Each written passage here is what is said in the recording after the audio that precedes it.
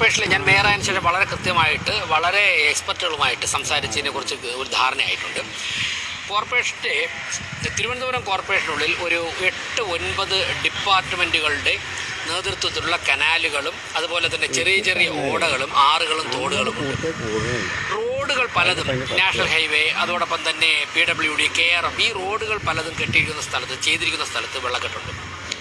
അപ്പോൾ കൃത്യമായിട്ട് വസ്തുതകൾ വിലയിരുത്തി പ്രശ്നം പരിഹരിക്കേണ്ടതുണ്ട്. കാരണം എല്ലാ വർഷവും മഴ പെയ്യുമ്പോഴേയും കുറേ പണം ആമയിഴഞ്ചാൻ തോട് പാർവതി പുത്തനാട് വെള്ളക്കെട്ട് പരിഹരിക്കാൻ വേണ്ടി ചിലവഴിക്കും.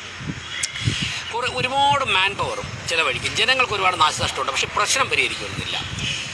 കോർപ്പറേഷൻ്റെ ഉടമസ്ഥയിൽ 101 വാർഡുകളിലുമുള്ള എല്ലാ ഓടകളും കോർപ്പറേഷൻ തന്നെ ഒരു 1.5 കോടി രൂപയ്ക്ക് പുറത്ത് 1.5 കോടി മുതൽ 2 കോടി രൂപ വരെ മുടക്കി ഞങ്ങൾ 1.5 മാസം മുമ്പ് ക്ലീനിങ് ആരംഭിച്ചു. ഞങ്ങൾ നേരിട്ട് നിന്ന് ക്ലീൻ ചെയ്തിട്ടുണ്ട്. ഇന്നലെ വരെയുള്ള മഴയിൽ കോർപ്പറേഷൻ്റെ ഉടമസ്ഥയിലുള്ള ഒരു ഓടയിലും വെള്ളം പൊങ്ങിയായിട്ടുള്ള റിപ്പോർട്ടുകൾ വന്നിട്ടില്ല. വെള്ളപ്പൊക്കം അനുഭവപ്പെട്ടിട്ടുള്ളത് തകരപ്പറമ്പ് പഴവങ്ങാടി ഭാഗത്താണ്.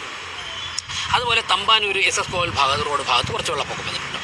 ഇത് രണ്ടും പാർവതി പുത്തനാറും ആമയിഴഞ്ചാൻ തോടും ഒഴുകിപ്പോകുന്നതിൽ നിന്നുണ്ടാകുന്ന ഓവർഫ്ലോ ആണ്. ഇത് രണ്ടും ജലസേചന വകുപ്പിൻ്റെ ഉടമസ്ഥതയിലുള്ളതാണ്.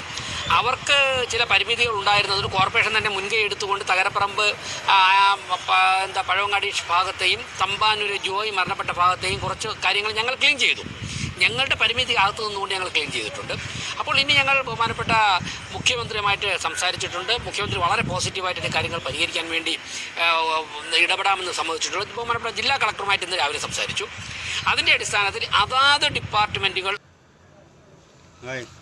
ഒരു വീഡിയോകളുണ്ടല്ലേ, സത്യം പറഞ്ഞാലേ ഗ്രൗണ്ടിൻ്റെ പുറത്തുനിന്ന് കണ്ട് ഇങ്ങനെ ഡയലോഗ് അടിക്കാനേ ഏതൊരാളെ കൊണ്ടും പറ്റും. ഗ്രൗണ്ടിൽ ഇറങ്ങി കളിക്കുമ്പോൾ കുറച്ച് നയിപ്പുണ്ടാവും, കുറച്ച് ബുദ്ധിമുട്ടുണ്ടാവും.